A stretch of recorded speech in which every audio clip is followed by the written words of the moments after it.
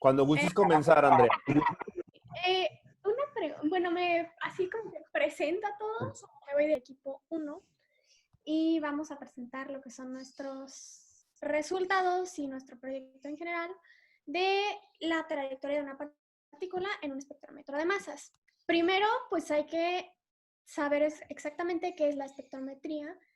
Y bueno, la espectrometría de masas es una herramienta analítica que aporta información cualitativa y cuantitativa acerca de la composición atómica y molecular de materiales orgánicos, inorgánicos, y se compone de un sistema de entrada, fuente de iones, analizador de masa y un detector. Tiene varias utilidades en campos como, digamos, muestras ambientales, forense, control de medicamentos, alimentos, y pues también saber secuencias de ciertos aminoácidos o compuestos desconocidos. Y bueno, primeramente tenemos un sistema de entrada, que es básicamente donde ingresa la pequeña cantidad de la muestra y puede ser, por lo general se usan pues gas, pero según tengo entendido también puede ser con líquidos, por ejemplo. Después tenemos la fuente de iones, que es básicamente donde se bombardea para romper los enlaces y dividir estas moléculas en más pedazos pequeños que son los que se estudiar. Después, en el analizador de masa es donde se reciben los iones positivos y negativos y se da corrientes de iones fácilmente medibles. El analizador de masa está realmente compuesto de dos partes, bueno, tres, digamos, en parte. El primero es el acelerador, en el que se le da como un impulso inicial, digamos, mediante un campo eléctrico a la partícula y pasa, digamos, por una rendija. Después está el selector de velocidad, que es básicamente, bueno, yo lo describiría como un túnel que tiene una pared cargada positiva, otra negativa, y ahí actúa principalmente la fuerza de, bueno, se analiza todo mediante la ecuación de la fuerza de Lorentz, y básicamente es aquí cuando se define qué partículas llegan al la última parte, digamos, o se quedan en el camino, o bien pueden tardar más. Depende esto de que las fuerzas estén balanceadas para que la partícula pueda hacer, digamos, la trayectoria necesaria para llegar. Y después, ya al último, tenemos lo que es el separador, que pues es cuando las partículas se lanzan y aquí ya no tenemos presente la fuerza del campo eléctrico. Entonces entran y básicamente describen como un semicírculo, porque aquí ya solo hay un campo magnético, describen un semicírculo y chocan con los detectores. El radio de este semicírculo depende de la masa de la partícula. Y ya sería básicamente todo de nuestro funcionamiento del espectrómetro de masas. Como objetivo, pues tenemos obviamente comprender lo que es la espectrometría, elaborar un modelo matemático con ecuaciones diferenciales que describan la trayectoria de las partículas cargadas en dos situaciones, que son pues un campo uniforme y no uniforme, y resolver también el modelo mediante el método de Runge-Kutta de orden 2, aunque aquí lo hicimos con el orden 4, para simular el movimiento. Bueno, para la modelación matemática utilizamos la fuerza de Lorentz, la segunda ley de Newton y la velocidad angular.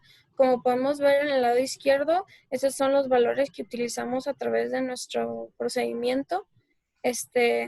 Primero igualamos la fuerza de Lorentz y la segunda ley de Newton y luego buscamos los datos del campo y la dirección del eje. Para como los datos vectoriales.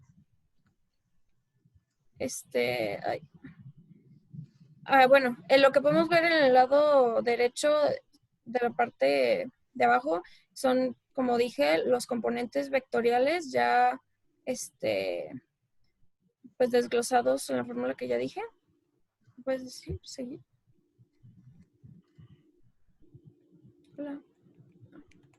Y luego pasamos a obtener las ecuaciones diferenciales en cada caso, en el X y en el Y. Las despejamos, se completan con la fórmula de la velocidad angular, que es, ay, no pueden ver mi pluma. Y luego se sustituye, como ya dije, y se iguala con 0 y convirtiéndolo en su forma diferencial para posteriormente factorizar el diferencial mediante factor común. Y luego pasamos a darle valores a las variables según las condiciones iniciales dadas al inicio, que es ahí, en la parte de arriba. Para después diferenciar respecto al tiempo. Se toma la ecuación diferencial. Bueno, es todo lo que está pasando acá abajo. Se despeja para la primera derivada respecto al tiempo y luego la ecuación despejada se vuelve a la ecuación que se derivó respecto al tiempo y luego se sustituye y así se consigue la ecuación diferencial. Esto para conseguir las dos ecuaciones. Ya una vez que tenemos esas dos ecuaciones, necesitamos obtener las funciones diferenciales, que se calcula y luego calcular las incógnitas de C1 y C2. Esto se hace evaluando a 0 la función para obtener el valor C1 y luego se deriva la función y se evalúa en 0 con C1. Ya pues y así lo sustituyes y obtienes C2 en cada una de las funciones. Y luego ya obteniendo C1 y C2, prosigues a sustituir estos valores y pues consigues las funciones originales. Que esto utilizamos para, usamos GeoGebra para pues hacer un modelo y conseguir la masa, el radio y la velocidad, como podemos ver en la tabla de la presentación. Y luego en modelación computacional utilizamos, bueno, se hizo Runcuta 4, orden 2, orden 4, como lo hicimos en la modelación matemática, pero lo hacemos, se puede decir, más fácil de forma computacional en MATLAB, para pues poder obtener las trayectorias de los isótopos y pues automizar el proceso.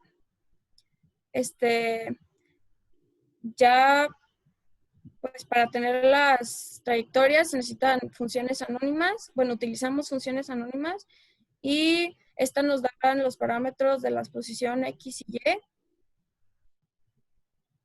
de acuerdo con el tiempo. Y pues para también conseguir el campo no uniforme utilizamos pues la base del uniforme, que luego van a ver las gráficas en los resultados. Y la gran diferencia es la velocidad angular y pues sí, como un resumen.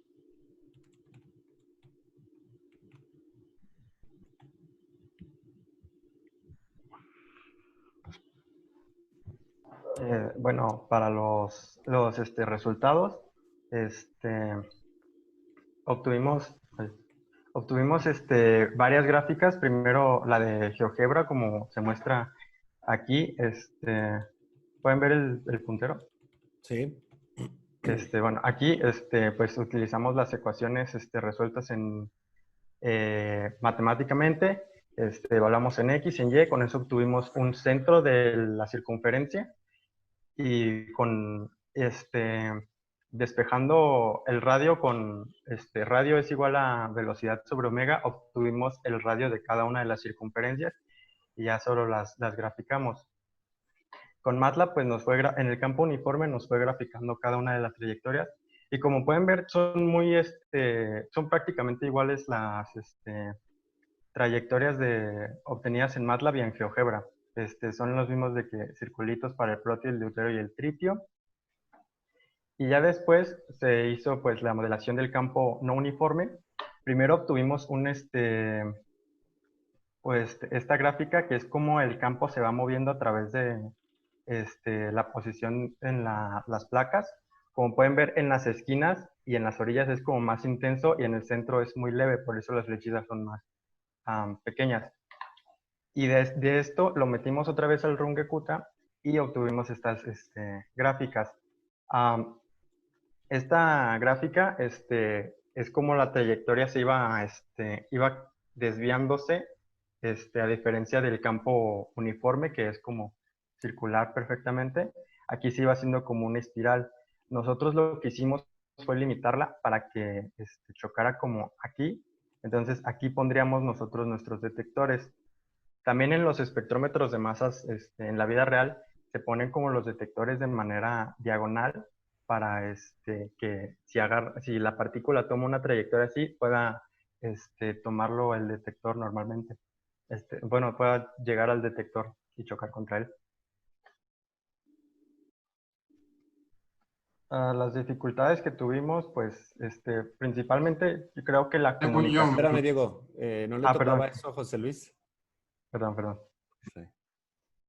Bueno, acerca de las dificultades que tuvimos, primero me gustaría mencionar que personalmente, y es una idea que coincide con los demás integrantes del equipo, es que ha sido uno de los proyectos más retadores para nosotros durante el transcurso de nuestra universidad.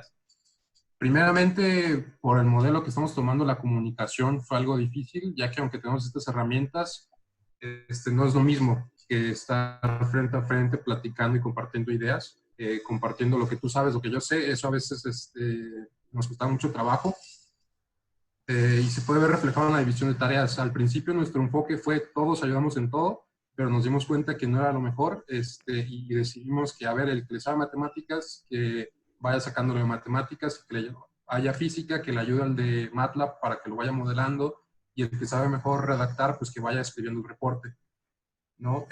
A veces también lo que nos costó mucho trabajo fue cómo relacionar lo que hemos aprendido en las diferentes materias de computación y matemáticas con el reto, ¿no? Por ejemplo, con el método de Runge-Kutta que aprendimos en la clase de programación, pues nos costó mucho trabajo a cómo meterlo a la modelación del campo, porque pues nosotros vimos cómo usarlo, pero con una variable, y ahora tenemos que tener varias variables.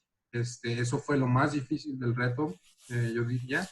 Y además, a la hora de pedir apoyo a demás equipos, a otros compañeros, nos dimos cuenta que pues íbamos en etapas muy diferentes, ¿no? No necesariamente que unos fueran retrasados, otros no, pero había unos que estaban haciendo ya la modelación del campo, había otros que estaban primero empezando por la modelación del campo en uniforme. Entonces era difícil como organizarnos con otros grupos para poder compartir ideas.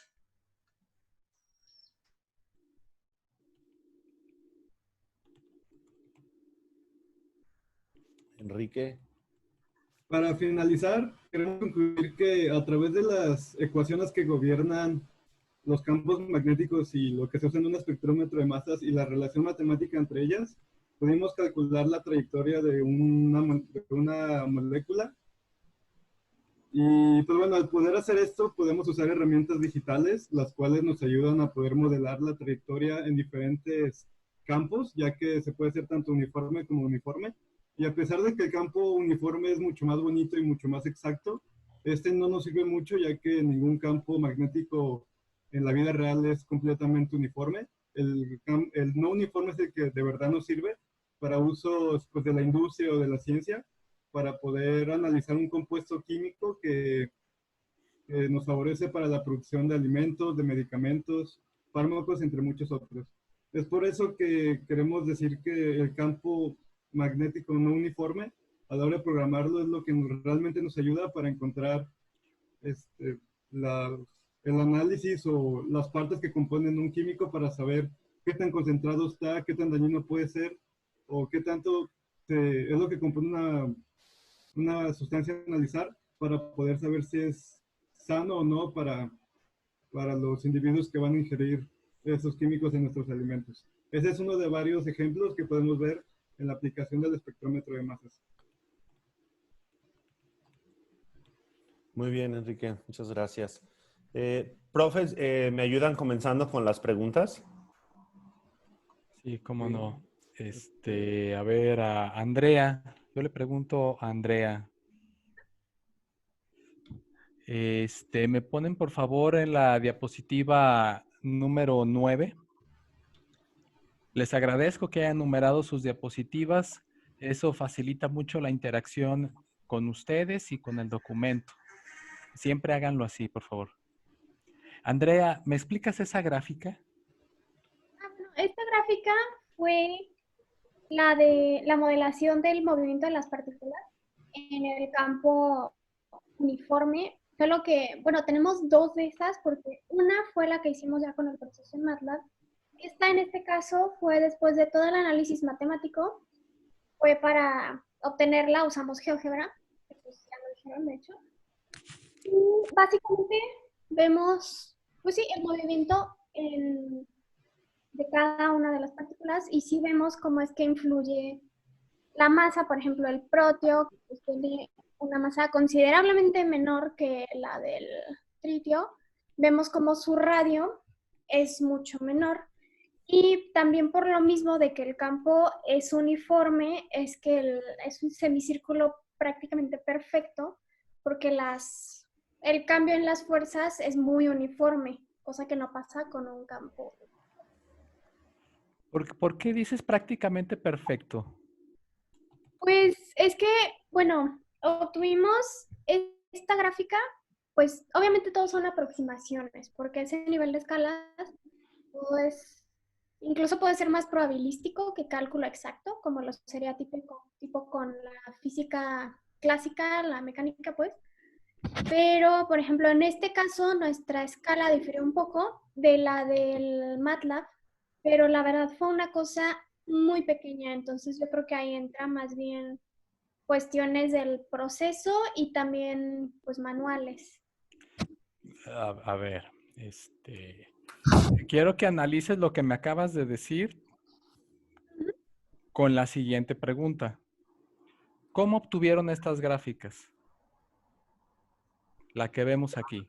¿Cómo se dibujaron esas curvas?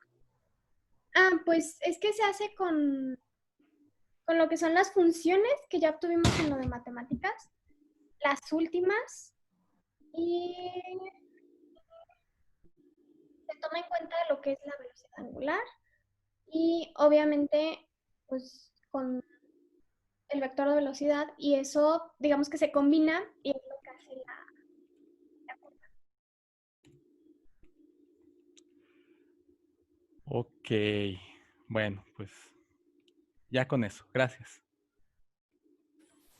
Si me permiten, me gustaría preguntarle a Fernanda. Fernanda, ¿por qué hubo la necesidad de trabajar en el RON Ejecuta de orden 4 como lo hicimos en este reto, a comparación de lo que ustedes mencionan que aprendieron en el módulo de computación?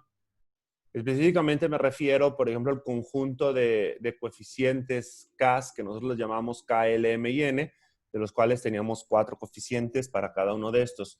Pero, ¿a qué obedeció que incluyéramos todos estos nuevos parámetros, nuevos coeficientes? A ver, platícame.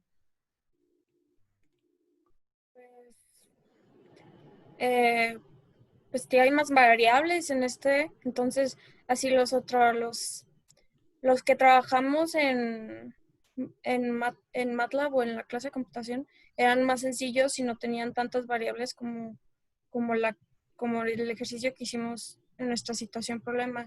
Y antes solo tenía X y Y y ahora tenemos X, Y, BX, BY, H, T.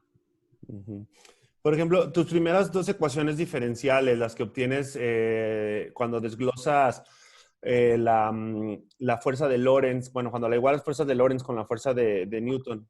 La presentación de modelación matemática, la primera. Ya cuando, independientemente, no me acuerdo si es la primera o la segunda de las que presentas, pero hay una parte donde separas en componentes vectoriales. Por ejemplo, ¿cómo es la dependencia de la segunda derivada de la posición en X con respecto del tiempo con las otras variables? ¿De qué otras variables depende? No entendí. ¿Cómo? ¿Lo pueden regresar a la presentación para verla rápido? Un poquito más atrás. Uno más, creo. Ahí. ¿Ahí? Creo que es, no, una adelante. Allí, por ejemplo, es que me dices, tenemos muchas variables y por eso tuvimos que meter todos esos como 4 parámetros nuevos que MN, pero explícamelo desde allí. ¿Dónde yo veo la necesidad de tener tanta interacción entre todos estos conjuntos de coeficientes o de parámetros?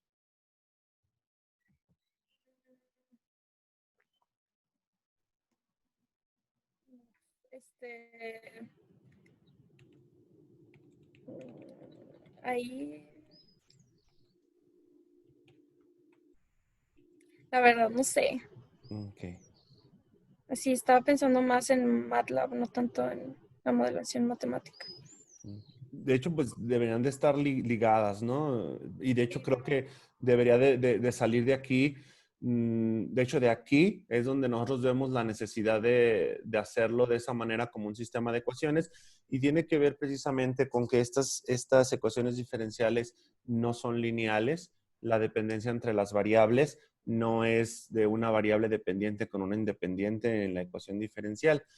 Y esto va, pues, si te fijas en las últimas dos ecuaciones, tú tienes una segunda derivada de X con respecto del tiempo, pero luego tienes una derivada de otra variable, que es la variable Y. Entonces, aunque tienes la misma variable independiente que es el tiempo, empiezas a tener aquí una mezcla de diferentes variables en tus ecuaciones. Esto es lo que inmediatamente a ti te hace pensar que tu programa lo debes de atacar de otra manera. ¿Sale? Okay. Muy bien. Profesores, ¿quiere alguien continuar, por favor? ¿Sería con la misma persona o sea, yo, De preferencia tengo alguien una pregunta, pero diferente. sería para el siguiente estudiante, no sé para quién. A quien usted guste, profe. Bueno, alguien que no le hayamos preguntado.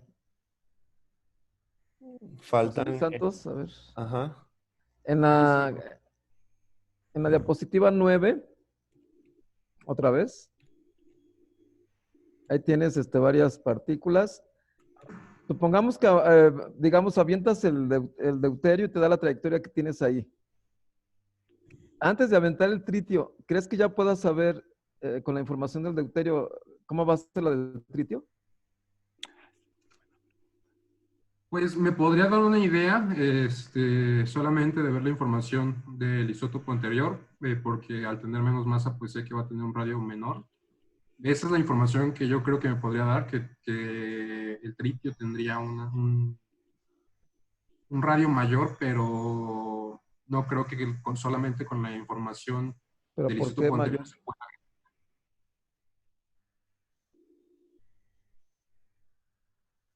O sea, aventaste el deuterio, ahora, ¿por qué el tritio va a ser más grande o por qué va a ser un radio más chico? Porque, bueno, según las fórmulas que tenemos, el radio depende de la masa. Entonces, entre mayor sea la masa, mayor va a ser el radio. ¿Y qué tienen en común? A ver, entonces el radio va a ser diferente. En las ecuaciones, ¿qué van a tener en común?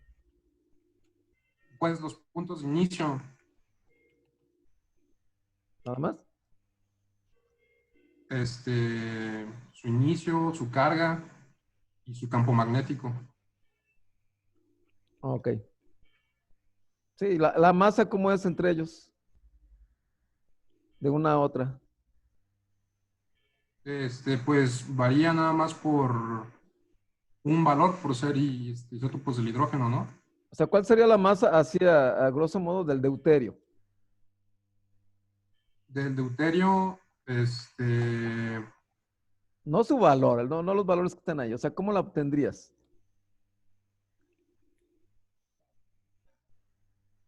¿De qué está para, compuesto el deuterio?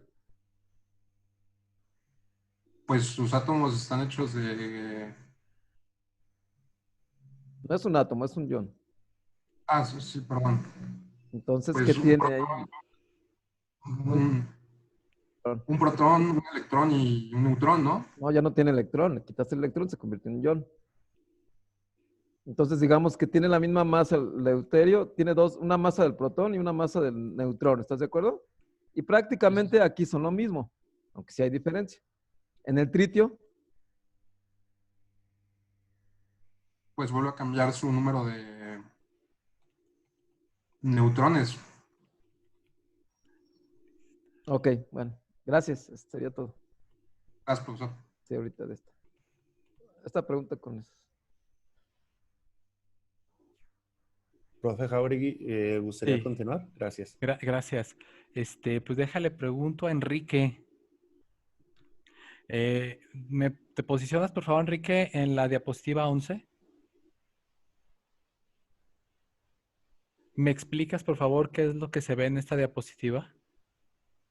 Bueno, empezando del lado izquierdo se ve el campo magnético no uniforme. Cada flechita es un vector de campo magnético que se puede ver que en las esquinas o en el perímetro el campo magnético es mucho más fuerte y conforme se va yendo hacia el centro, la fuerza va perdiendo intensidad.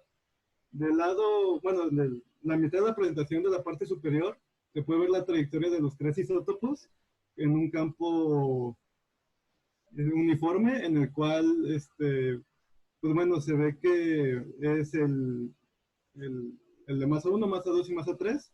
En el de abajo es lo mismo, pero en un campo no uniforme. Es por eso que cada masa tiene una dirección diferente. Y al final se puede ver de la misma gráfica pasada, pero a comparación de esta, del lado derecho es como si estuvieran ya los detectores. Y en donde se termina cada línea es donde cada isótopo golpeó.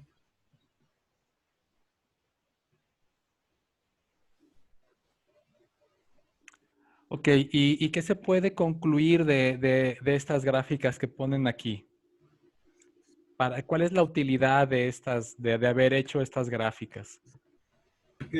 O sea, las condiciones del campo magnético son muy importantes, ya que de eso depende el comportamiento de la partícula que se va a analizar. Depende tanto de la masa de la partícula como del campo magnético. Y pues bueno, podemos decir que es mucho más eficiente un campo no uniforme, ya que se acerca más a la realidad, que es lo que buscamos. Y es más eficiente porque el campo no uniforme porque se acerca a la realidad. ¿O qué criterio usas para decir que es más eficiente? O sea, es más eficiente porque nos acerca más a la realidad y entender cómo es que dependiendo del campo se comporta la partícula. O sea, no siempre va a haber un campo, bueno, yo creo que nunca va a haber un campo uniforme como tal. Entonces sería algo que, aunque sí nos ayudaría a entender, no nos diría exactamente cómo se va a controlar o cómo es que va a terminar en el detector. Ok, gracias. No sé, ¿quiere preguntar, profe, o pregunto yo? Adelante. Ok, Diego Merlos nos faltas, ¿verdad? Sí. Ok, Diego, bueno, mi pregunta va orientada hacia el análisis del funcionamiento del espectrómetro. Por ejemplo, cuando las partículas salen del acelerador y van a entrar al selector de masa, bueno, mi primera pregunta es, Al selector de velocidades. al selector de velocidades, tienes razón, ¿cómo debe de ser esa velocidad de la partícula? ¿Qué condición debe de cumplir para que pueda atravesar el selector sin desviarse? La velocidad debe ser constante, Ok. porque si hubiera una aceleración en el selector de velocidades, quiere decir que la fuerza neta sobre la partícula, bueno, la fuerza de Lorentz no es cero. y si no es cero quiere decir que o está ganando o la del campo eléctrico o la del campo magnético. Entonces eso hace que la partícula se desvíe y choque, entonces ya no va a pasar a la siguiente fase que sería el separador de masas. Ok. ¿Hay alguna relación entonces de la velocidad con los valores de los campos? Sí, Sí. porque la velocidad que tenemos que tener es igual a la razón del campo eléctrico sobre el campo magnético. Ok, muy bien. Entonces, por lo que entendí, si la velocidad es diferente a esa razón, como mencioné hace un momento, va a haber como un desbalance en la fuerza neta. No puedo tener como mayormente un tipo de fuerza o la otra. Ajá. Eso, ok, muy bien. ¿Me puedes mostrar el campo magnético, la gráfica del quiver que hicieron? ¿Esta? Ajá, sí. Ahí, por ejemplo, una pregunta, y atendiendo a una de las pequeñas pruebas que luego hacíamos de la regla de la mano derecha, ¿es consistente la dirección de ese campo magnético con las trayectorias que están mostrando allí? Pues sí, porque el vector de velocidad iría hacia arriba, así Ajá. como aquí cuando entra va hacia arriba. Ajá. Y como el campo magnético está viniendo en la dirección de Z positiva o está saliendo de la pantalla hacia ustedes, Ajá. pues por ley de mano derecha pues, está consistente, ¿no? O sea, queda como el vector hacia arriba y el vector de velocidad hacia arriba y el vector de campo magnético hacia nosotros. Entonces, pues hacen ¿cómo se dice? El ángulo de 90 grados que se esperaría de estos campos. Okay. Oye, y ya finalmente, observo en la gráfica del quiver como que se ve un poquitito medio raro. Si te fijas más hacia donde dice eje Y, como que esas flechitas están más abajo que donde está la línea que dice 0.15. ¿No se les cortó por ahí la placa? ¿No habrán puesto más pequeña? Porque, por ejemplo, ¿qué medidas utilizaron? ¿10 por 15 o 20 por 15? ¿Cuánto es? ¿15 por 15? No, 10 por 15, ¿verdad? Sí. Ok, pero esa, ahí en las otras, no. Aquí dice Ajá. que si se cortó. Ajá, sí, porque te fijas, están muy bajitas esos vectores en comparación con los que tienes hacia el otro lado, hacia la derecha. Si te fijas ahí como que o se calculó más mal el campo o me lo graficaron mal, ¿eh? Entonces, mucho ojo con eso porque acuérdense que sí había una relación de más intensidad, menos intensidad, pero ahí al parecer no está cumpliendo, había como una simetría, no está cumpliendo con esa simetría hacia los demás bordes. ¿Vale? Ok, bueno, pues por mi parte sería todo, Merlos. Muchas gracias. Muchas gracias, profe. ¿Alguna otra pregunta, maestros? Creo que ya les preguntamos a todos. Sí. Sí. Ok, bueno chicos, pues finalizamos. Muchísimas gracias por su paciencia y por todo su trabajo durante todo el reto. Les felicito. Pues salieron adelante de las dificultades que tenían. Hemos de reconocer que en algunos momentos sí se me atrasaron un poco, pero les felicito por haberse puesto al corriente y poder haber terminado su trabajo. En estos días, pues yo voy a estar ahí, no, de nada, voy a estar comunicándome con ustedes para avisarles cuando ya estén sus calificaciones. ¿Sale? Todos ustedes estén al pendiente de los canales de comunicación. Gracias. Muchas gracias. Luego, que estén Gracias. bien. Que tengan buen día. Igual, bye. Disfruten su semana 18. Gracias. Gracias.